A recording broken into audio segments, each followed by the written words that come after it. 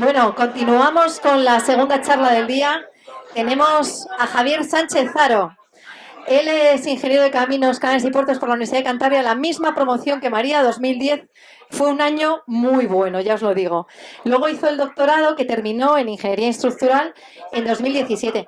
Y su tesis doctoral iba de métodos simplificados para el cálculo de impactos en estructuras, que creo que es exactamente de lo que nos va a hablar hoy, de esos métodos simplificados para el cálculo de impactos en estructuras. Porque a los ingenieros nos gusta mucho construir, pero también nos gusta destruir. Es muy divertido. Bueno, él ha sido profesor asociado en la Universidad de Cantabria, también forma parte de la cátedra Juan José Arenas y ahora está como profesor sustituto en la Universidad de Salamanca. Viene ensayado de ayer porque estuvo ayer en Zamora dando una charla en el Pint of Science de allí y ya viene aquí con los deberes hechos. Ha estado trabajando en, yo creo que las ingenierías más potentes de Cantabria. Ha estado en INGECID, ha estado en WSP y ahora está en Arenas y Asociados. Y bueno, tiene pues un montón de publicaciones científicas, sobre todo pues hablando de estos métodos simplificados de los que ya hemos comentado. Bueno, pues sin más, os dejo con Javier y que os explique lo que quiera.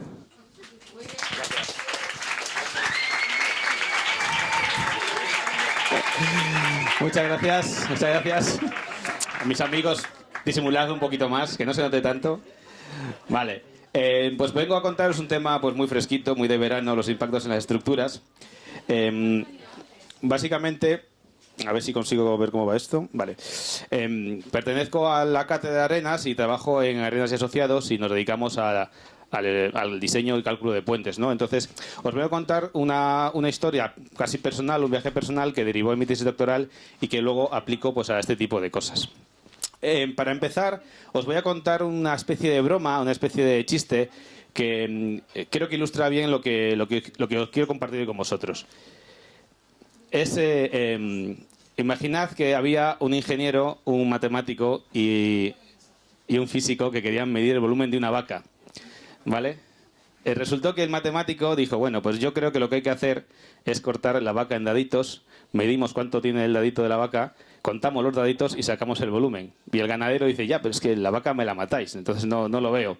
Dice, bueno, pues entonces el físico dice, mira, lo voy a meter en el agua y viendo el volumen de agua desalojado puedo calcular el volumen. Dice, bueno, pero aparte que la vaca se puede ahogar, dice, es que no hay quien la para quieta. Y dice el ingeniero, no os preocupéis, pues entonces aproximo la vaca a una esfera y soy capaz de calcular el volumen de ella. Esta especie de chiste viene muy a cuento de lo que quiero hacer hoy porque en realidad lo que dice es que a veces una solución aproximada puede ser mejor que una solución exacta. Nos puede llevar a sitios que la precisión no llega. Y creo que es el caso que compete aquí hoy. Quiero situar un poco, sé que hay muchos ingenieros, pero para aquellos que no lo sean, un poco situar el ámbito estructural, las tres categorías, digamos, fundamentales. La primera la he representado con un castillo de cartas de naipes, que es el cálculo estático. Eso viene a decir que ponemos las cositas muy muy despacio para que no se aceleren y entonces las cargas están claras, que son el peso de las cosas, y las ponemos muy despacito para que no haya aceleraciones, no haya fuerzas de inercia. El segundo caso, que lo represento con un puente, un tren que recorre un puente, entraríamos ya en el cálculo dinámico. Aquí, aparte que la carga sigue siendo conocida, que es el peso del tren, es móvil a una cierta velocidad, eso sí que produce aceleraciones en la estructura, entonces sí que hay fuerzas de inercia y se distingue del campo anterior por eso. Y el tercer caso, muy a pesar del futbolista, es el caso de los impactos. ¿Qué diferencia el caso de los impactos del cálculo dinámico? Básicamente es que en los dos primeros teníamos la función de la fuerza clara, el peso de las cosas la tenemos clara. Sin embargo, en un impacto, cuando el balón golpea contra el futbolista, la fuerza de contacto que se produce no depende ni del peso del balón ni del peso del futbolista. Es una función desconocida. Y ese fue el motivo de mi tesis doctoral. Saber qué función fuerza se produce en ese tipo de impactos, para poder calcularlos. Voy a pedir un poco la participación del público para que me entendáis un poco mejor. Simulamos un impacto con vuestras manos, separarlas 5 centímetros, ir poco a poco juntándolas y cuando las juntéis es un impacto, vais apretando cada vez más fuerte, cada vez más fuerte, cada vez más fuerte y de repente paráis. Si hacéis eso, habéis obtenido una fuerza de contacto tipo esto. La fuerza va creciendo con respecto al tiempo, va creciendo y de repente para. Vale, segundo intento. Hacemos lo mismo, las juntamos, apretáis poco a poco, poco a poco, poco a poco, poco a poco, y de repente empezáis a soltar poco a poco, poco a poco, poco a poco. Si hacéis eso, obtendréis una fuerza triangular. La fuerza va creciendo con el tiempo de contacto y luego poco a poco va decreciendo. Bien, podríamos estar toda la tarde jugando con las palmas e intentando sacar funciones de fuerza, pero en realidad tampoco sabemos cuál es la que pasa. Solo quiero que entendáis que esa y no otra es la cuestión fundamental cuando resolvemos un impacto. Saber la fuerza de contacto, qué forma tiene. Y a eso me dediqué unos años. Para situar el problema dentro del cálculo dinámico de las estructuras, os he hecho una analogía entre una estructura cualquiera, pues una sencilla, una viga y una guitarra. Tienen ciertas similitudes. La primera son que tanto la guitarra como la viga tienen formas de vibrar. Aquí os he puesto 4 ejemplos de la estructura con 4 formas de vibrar. Podéis imaginar que baja lentamente, sube. Eso es lo que llamamos, cuántas veces vibra en un segundo, es lo que llamamos hercios, ¿vale? Y tiene distintas formas de vibrar. En realidad infinita la viga. La guitarra tiene 6. Otra analogía que podemos hacer es que igual que la guitarra tiene sus notas con una cierta frecuencia, es decir, la propia cuerda vibra con unas ciertas veces por segundo, eso mismo ocurre con estas formas de vibrar. También tienen asociada su frecuencia. Cada modo de vibrar, cada forma de vibrar, tiene su frecuencia asociada, de la misma forma que cada cuerda de la guitarra tiene su frecuencia asociada. Otra analogía interesante es que tanto las cuerdas como los modos de vibración tienen masas asociadas distintas. Si los que tocáis la guitarra lo habéis visto, algunas cuerdas son más gorditas que otras y eso influye en la frecuencia. Pues es que tienen más masa que las otras. Pues estos modos de vibración también tienen distintas masas. Y quiero que os quedéis con este dato, porque ese es el quid de la cuestión, de que cada modo tenga distinta masa a la hora de vibrar. Otra analogía es que, igual que en el caso de la guitarra hay 6 formas de vibrar, pero esas no dependen del autor. La frecuencia con la que vibran es independiente de quien las toque. Eso también pasa con las formas de vibrar de las estructuras. La forma de vibrar que tienen no depende de cómo se le excite a la estructura, sino es algo intrínseco, es una característica propia de las estructuras. ¿Vale? Eso sí, también en ambos casos, por ejemplo, un impacto, la combinación de deformaciones y aceleraciones de las estructuras son infinitas, de la misma forma que combinando las distintas cuerdas de la guitarra puede hacer infinitas canciones. Ahí sí que influye el autor o el impacto. Digamos que esos son los ingredientes propios y se mezclan de distintas maneras. Se activan unos modos, otros no, unos más intensos, otros menos. Y así podemos... Claro, yo no sé vosotros, pero yo cuando me tengo... Como la viga tiene... Todos son analogías excepto una cosa. La guitarra tiene 6 cuerdas, 6 formas de vibrar y la estructura tiene infinitas. Y yo no sé vosotros, pero yo cuando empiezo a trabajar con cosas infinitas se me hace grande, ¿no? Me abruma. Entonces, claro, por ahí estaba atascado mi investigación. No sabía cómo considerar los infinitos modos de vibración, básicamente porque no sé manejar 2 o 3 cosas a la vez como para manejar infinitas. Bien, ese era el quid de la cuestión en este punto de la investigación. Cuando estaba metido en esa investigación, alguien tuvo la buena idea de regalarme un péndulo de Newton sabiendo que yo pues, veía impactos por todos los lados. El péndulo de Newton, que en realidad lo inventó Ed Marriott, lo pongo ahí por lo menos ya que lo inventó él, que se sepa, pero que se llama péndulo de Newton porque representa de manera muy visual la transformación de la energía. Digamos que yo le doy una energía potencial, una altura, lo transformo en energía cinética justo antes del choque, velocidad, energía de formación que se transmite entre las bolas, se transmite energía cinética a la última bola y se eleva. Y esto se reproduce, diría que infinitamente, pero en realidad no. Hay un cierto amortiguamiento pequeño. En mi péndulo un poquito más porque ya lleva muchos golpes el pobre. Pero bueno, básicamente viene a hacer algo como así. Espero que se vea... Bueno, yo creo que esto es una imagen muy de las películas y todos lo tenemos en la cabeza. No hace falta casi ni verlo, ¿no? Casi el sonido nos lo recuerda. Bueno, pues esto representa muy bien la transformación de los impactos, ¿no? de las energías. Y, claro, yo me di cuenta, mirando esto, que casi te quedas embobado, que realmente tampoco lo entendía. Sí, por supuesto, me interesé por ello y se cumplía con la... Me decían, no, es que pasa esto porque cumple con la transformación de energía, ¿no? Digo, ya, es verdad que cuando pasa esto, la energía se transforma y lo entendemos, pero eso no explicaba, y es lo que yo no entendía, ¿por qué narices no pasaba esto? ¿Por qué? Pues si yo tiro una bola, no choca contra las otras 4. a la vez, no que salga solo la última. Por supuesto, si esto pasara, también había conservación de la energía y conservación del momento. Por lo tanto, eso sí que pasaba, pero no explicaba. En realidad, estuve mirando, digo, ¿cuántas opciones tiene el péndulo Newton para vibrar? Porque estos son, lo que he puesto en la pantalla, son los modos de vibración que tiene el péndulo. En realidad tiene 4. Puedo lanzar una bola que choque contra las otras 4, como lanza con una bola y da hacia atrás, y se mueven las otras 4. Eso podría pasar. También puede pasar que lance una se quede quieta y 3 se muevan. Podría pasar. Podría pasar que 2 se quedan quietas, 2 se muevan y una vaya para atrás. Y podría pasar la que sabemos que pasa, que es que una se queda quieta, todas se quedan quietas y sale la última. La cuestión es que había que identificar por qué pasaba la D y no pasaban las otras, que por más que intentaba debatir con la gente, nadie creía que eran posibles esas. Y bueno, ahí estuve incluso debatiendo por Twitter hasta que me echaron por cosas y tal.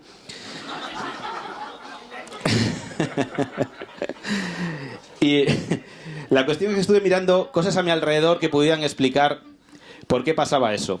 Y bueno, me di cuenta, claro, al final te pones a mirar como muchos libros muy sesudos y nos perdemos un poquito. Me di cuenta que este señor, lo que para los que no lo veis, es estas bolas que sustituyen a los Sanfermines en algunos puntos, que son bolas muy grandes, que es como un encierro, ¿no? Corres delante de la bola gigante. Y hay un señor a punto de ser aplastado por la bola. Y esta imagen me dio 2 datos interesantes. La primera, que independientemente de la bola, de la velocidad que tuviera la bola, al señor le iba a pasar por encima. Quiero decir, que el señor no es capaz de parar la bola. Y da igual lo rápido que venga la bola. Es un dato relevante. La segunda es que el señor, pues, probablemente lo pasaría mal. También me di cuenta en las pequeñas que si es pequeña, choca contra una masa grande, siempre salía rebotada. Y entonces empecé a vislumbrar un poco la solución. Digo, si cuando la masa es más grande no lo freno, o sea, si una masa más grande choca contra una masa más pequeña, no lo freno, obviamente lo máximo que para que algo frene va a chocar con una masa igual o mayor. Eso ya estaba claro. Y la segunda que me di cuenta es que las estructuras en general son vagas. En la jerga decimos que cumplen con el principio de mínima energía, pero lo que viene a decir es que son vagas. Entonces, si alguien viene hacia mí a impactarme y yo le voy a dar un tortazo para darle quieto, tengo 2 opciones. Darle un tortacito pequeñito, entonces me va a arrastrar, sería yo masa pequeña. Darle un tortazo muy grande, de tal forma que le vuelva hasta la puerta. O darle un tortazo lo justito para que se quede quieto. Pues esa es la solución. Le voy a dar un tortazo lo justito para que te quedes quieto y no voy a gastar energía en llevarte hacia atrás. ¿Vale? Eso es lo que explicaba que la opción buena fuera la D. Es de las 4 posiciones la que hace que la fuerza de contacto sea más pequeña. Y por eso pasa eso, porque cumple la mínima energía.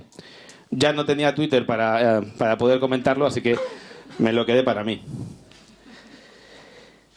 Eso me recordó que es lo que pasa en las bolas de billar, ¿no? Que es un juego en el que chocan masas iguales. Y empecé a verlo claro. Digo, bueno, si lo que estoy contando es verdad, claro, lo que hemos visto siempre es que si lanzo una bola sale una. Pero entonces, si lo que estoy contando es verdad, cuando lanzo 2 bolas tendrán que salir 2. Y funcionaba. Es verdad que mi péndulo ya tiene cierto castigo y no sale perfecto, ¿vale? Y además mi pulso ya va para mayor, así que tampoco, pero probadlo con un péndulo nuevo y saldrá perfecto. Y si tiraba 3 bolas, claro, solo quedan 2. Entonces no puede frenar a las 3. Claro, y saldrán 3 por tanto. Y vemos que pasa eso. ¿Vale? Y lo mismo si hago con 4. Si lanzo con 4, solo queda 1. A ver si lo hago bien. ¿Vale? Entonces, efectivamente, chocaban masas iguales, había posibilidades de hacer más cosas, pero el péndulo, que es muy sabio, elegía chocar masas iguales. Y entonces ya empecé a vislumbrar la solución inicial. Digo, ya he entendido el péndulo de Newton, lo que no me creo que haya unas expresiones que funcionen para el péndulo y otras muy distintas para las estructuras. ¿Vale? Entonces, en las estructuras dije, bueno, de los infinitos modos de vibración que hay, voy a coger aquel que tiene la masa igual al objeto que está impactando. Voy a hacer que choquen también masas iguales. Y eso, claro, me facilita mucho las cosas, porque de trabajar con infinitos modos a trabajar con uno, pues la cosa mejoraba bastante. Haciendo eso, llegué a unas expresiones un poquito horrorosas, pero llegué a ellas. Esta de aquí, la de arriba, que es una serie de senos y cosenos y un montón de cositas más, es esa función fuerza que estábamos intentando aproximar con las palmas. Esta es la fuerza de contacto que se produce cuando 2 objetos chocan. En realidad, lo que yo saqué era el desplazamiento de la estructura en un impacto, y resultó que la función fuerza se derivaba de ella. De hecho, se derivaba 4 veces de ella, ¿vale? La fuerza de contacto era 4 veces la derivada de la formación de la estructura. Bueno, yo con esto me vine muy arriba porque, aunque lo gordo de esto es entender el concepto, cuando realmente obtienes la expresión, dices, bueno, digo, tengo que llamar a mi equipo y hacer un ensayo de laboratorio para realmente comprobar si esto es así o no. Luego me di cuenta que no tenía equipo y entonces me fui al laboratorio. Luego me fui al laboratorio y me hice unas vigas metálicas, le dejaba caer unas masas desde cierta altura. Lo bueno de dejar caer la masa desde cierta altura es que controlas muy bien por la gravedad la velocidad exacta de impacto. Era como muy sencillo, pues lo que podía, los medios que tenía. Pero bueno, le puse unos sensores para poder medir las deformaciones en las estructuras y poder comprobar cosas. Me lo programé todo, y si os preguntáis por qué os cuento todo esto es porque me costó mucho y me apetece compartirlo. También hice 2 modelos de elementos finitos para poder chequear también desde el punto de vista numérico. Y os presento algunos resultados, ¿vale? Esta es, espero que se vea del fondo, porque me deja muy bien, las funciones de desplazamiento tiempo, ¿vale? En rojo está la propuesta que yo hacía y en negro está lo que obtenía de los ensayos. Es siempre la misma expresión, solo que dependiendo de las propiedades que metía en los inputs de las ecuaciones, se adaptaba mejor a otra. Fijaos que las deformaciones estamos hablando de 0,08 segundos, es decir, esto pasaba en 8 centésimas de segundo. El impacto de metal con metal es muy rápido y no es fácil detectar. Pues bueno, yo con estas expresiones sabía lo que pasaba en esas décimas o centésimas de segundo. Veis que en los 3 casos se adapta muy bien. Es verdad que no es exacto, pero ahí está nuestra vaca esférica. Yo había despreciado el efecto de algunos modos de vibración que aportaban pues muy poco, pero quedándome con el fundamental realmente podía conseguir cosas muy acertadas, que en realidad tienen mucho valor, porque cuando tú calculas un impacto en un programa de estos informático, hay que definir bastantes parámetros que a priori no sabes, como cuánto va a durar el impacto, qué nivel de integración, bueno, algunas cosas que cuando tú ya tienes atisbada por dónde va a ir la respuesta de la estructura, lo afinas mucho mejor. Y aparte que yo me encontré con muchos problemas de convergencia, que el ordenador a veces tardaba horas, a veces ni siquiera... O sea, que Javi 1 y ordenador es 0. ¿Vale? Y respecto a la función fuerza, pues también os pongo 3 ejemplos. Esto era desplazamiento, esta función fuerza. En rojo lo que yo proponía y en negro pues lo obtenido de los ensayos. Fijaos que la diferencia de la expresión que obtuve podía adaptarse perfectamente a funciones fuerza muy distintas. Tanto esta que era más constante, con una pequeña ondulación, con esta que era un pico más grande. Bueno, pues tenía esa, digamos que quedaba bastante demostrado. Os he puesto 3 ejemplos, pero tenía muchos más. Y bueno, esto yo creo que algo que puede ilustrar esta idea es el impacto del puente de Baltimore, que el año pasado pasó. Un barco, creo que todos lo sabéis, tuvo un fallo de control, no sé exactamente qué pasó. Aquí vemos cómo se va aproximando al puente, golpea, empieza a fallar y al final colapsa. Es verdad que llamó mucho la atención la cantidad de... La longitud de puente que había derribado, ¿vale? Había derribado una gran cantidad de puente. Y lo que pude buscar en la información es que el barco pesaba 95.000 toneladas, que es mucho. Entonces, ¿qué hizo? No sé si veis la imagen. Se ve el barco con una longitud de puente muchísimo. ¿Qué hizo? Activó el modo fundamental, el que más masa movilizaba del puente, y rompió esa cantidad de puente porque estaba buscando su misma masa para pararse. Por eso no pudo ser un fallo local, porque si hubiese un fallo local el barco hubiera pasado. Como el barco paró es porque una masa igual que la suya le frenó, y por eso buscó el modo de vibración del puente que hizo que cayera. Hace un par de días o 3 ha habido un accidente del puente de Brooklyn en el que un barco de mucha menor masa ha impactado contra el tablero. Efectivamente, de hecho creo que solo la vela se quebró. Ahí la masa involucrada era mucho más pequeña y el puente de Brooklyn pues solo tuvo daños menores. Pues al final, como con la analogía de la guitarra, pues todo concuerda.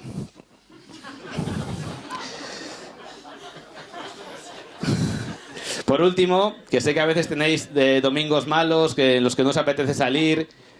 Pues bueno, os dejo aquí, sobre todo para que veáis que esto que cuento con broma, pues bueno, lo he publicado en distintos sitios y ha sido validado por personas.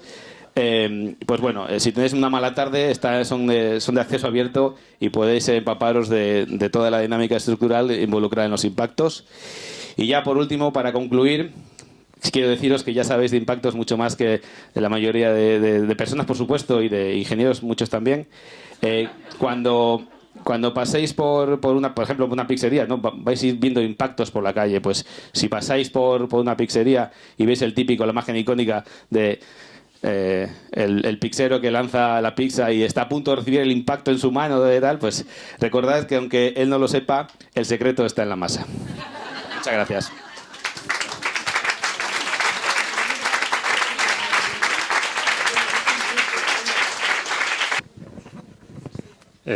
¿Se me escucha bien? Vale, sí. Bueno, enhorabuena por la presentación. Yo tengo una pregunta y es la siguiente.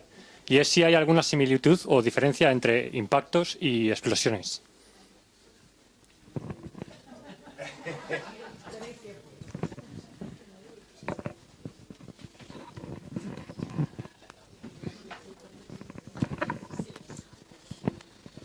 Pues la verdad que hay pocas similitudes. La cuestión de las explosiones, que no soy un experto, que he tocado ligeramente por curiosidad, pero que no me dedico a ello, en la liberación de energía es mucho más brusca y en cuanto a la masa tampoco se sabe calibrar tan bien. Es decir, esta analogía que yo he podido detectar entre la masa que algo impacta y tal, en las explosiones no se da.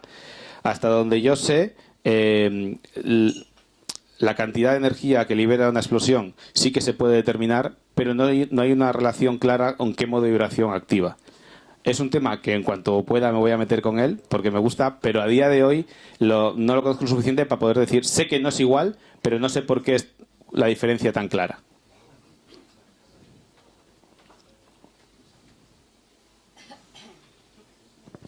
Otra vez atrás.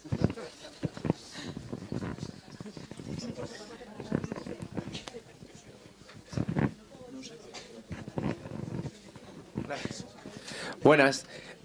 Una pregunta. ¿Esto que has contado funciona también cuando un fluido choca contra un sólido? ¿Contra un objeto sólido? Por ejemplo, cuando un río, por ejemplo, se lleva un puente, ¿podría funcionar de la misma forma?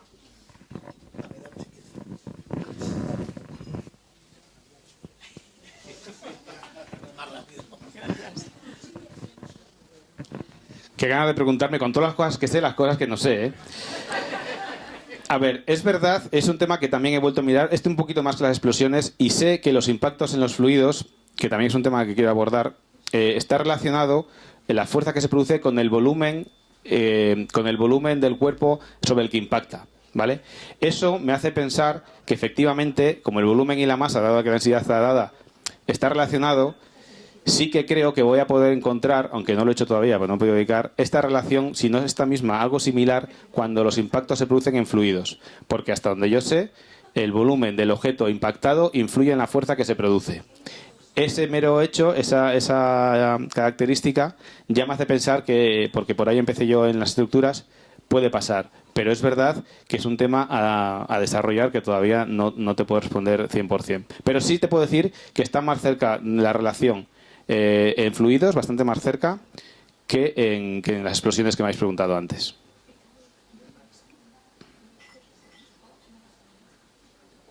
Venga, dejadme una pregunta para lucirme.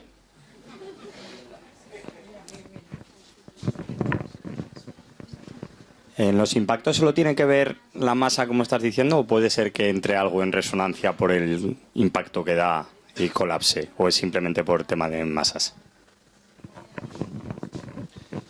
Gracias, esta sí que la sé.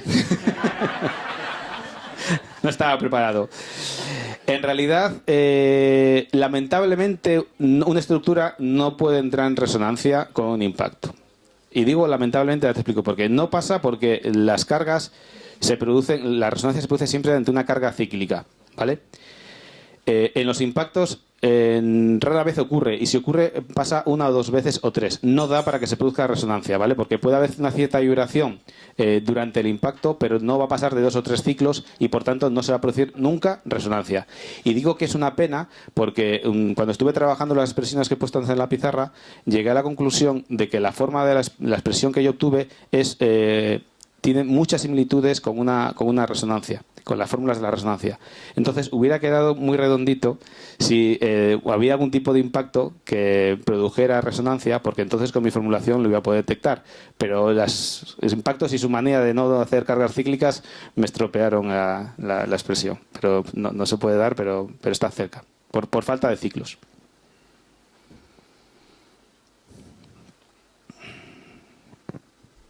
Miguel al fondo, sí.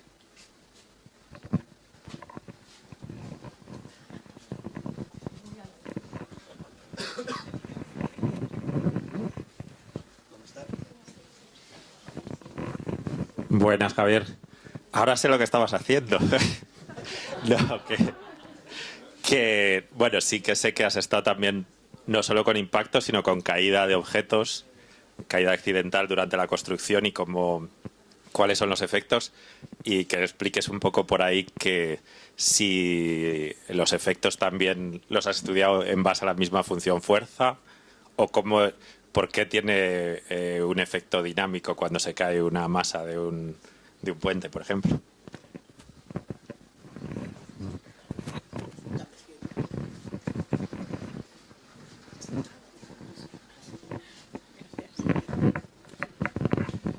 Gracias, Miguel. Te voy a responder amabilísimamente. No tiene nada que ver con que seas mi jefe directo. Gracias por poner una pregunta fácil. Bueno, es verdad que en las fases constructivas de los puentes hay muchas veces que el puente, antes de llegar a construirse en fases iniciales, son más vulnerables. Y la forma de construir los puentes en voladizo, que se hacen por piezas hasta que se cierran, pues hace que hay una especie de encofrado móvil que se pone en la punta del puente y que a veces una condición de diseño es que se puede caer. Eso lo estuvimos analizando. Y claro, ahí sí que tiene que ver con esto. Me valió lo que había estudiado con impactos, porque sí que me valió para identificar qué modo de vibración se puede activar en cada caso, ¿vale? En función de la masa de la masa del carro que se puede caer, de la masa encofrada que se puede caer respecto del puente. Por ahí sí que lo puedo avanzar. ¿Y por qué se producen efectos dinámicos? En general, siempre se producen efectos dinámicos cuando una carga se quita de manera repentina. Si yo salto sobre una cama elástica y voy poquito a poco, pues no se produce nada. Sin embargo, si salto de repente, pues se producen aceleraciones, ¿no? Entonces, la que se estima, la peor situación es que el carro, de repente, esa especie de pieza que está construyendo el puente, se caiga de manera brusca, y entonces el puente empieza a oscilar. ¿Qué modos de vibración se activan o no en esa vibración? Pues es una cosa que estuvimos estudiando, que depende de la masa, que también conseguimos poner unas funciones fuerza para poder detectarlo. Incluso hicimos unos ensayos guapísimos en laboratorio con unas maquetas de puentes a escala real, a escala 1:100, creo que eran de 6 metros más o menos de puente. Y bueno, y salió muy bien, coincidió muy bien la función fuerza que habíamos detectado con lo que pudimos medir en laboratorio. Así que sí tiene relación con esto, y gracias por la pregunta.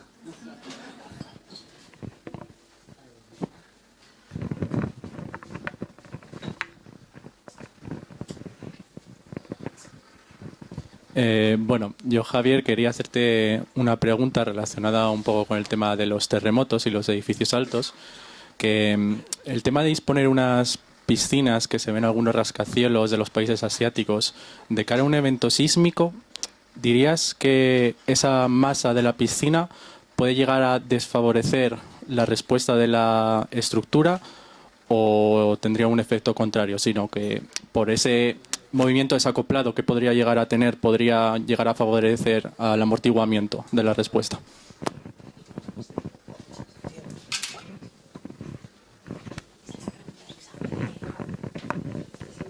Me hablas de piscinas de agua, ¿no? Piscinas de ocio, no de piscinas... Vale.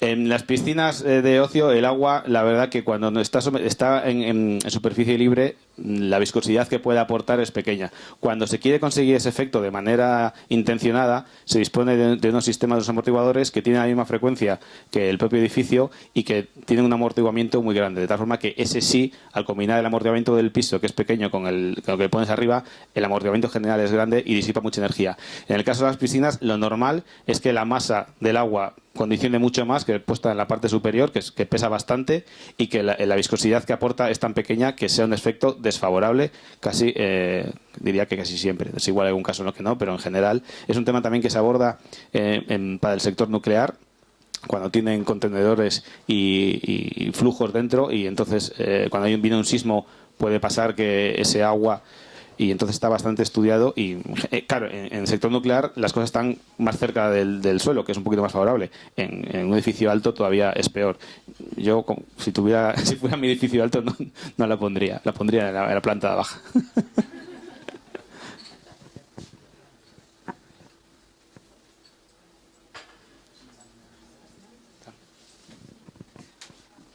Bueno, pues fantásticas preguntas. Tenemos que decidir a quién le damos el premio. El jurado ha debatido y yo creo que el premio se lo vamos a dar al que ha hecho la pregunta sobre los impactos de fluidos en estructuras, porque aúna un poco las dos charlas. María estaba viendo pasar el micro y ha dicho, me lo van a dar a mí, porque podía haber respondido ella también, pero al final ha respondido Javi muy dignamente, y de hecho yo creo que puede esto sentar las bases de una colaboración, porque tenemos en el IH un pedazo tanque, un canal para ensayar ahí lo que tú quieras, o sea que... Eso es. Así que el que haya hecho esa pregunta, que venga por aquí a recoger su premio.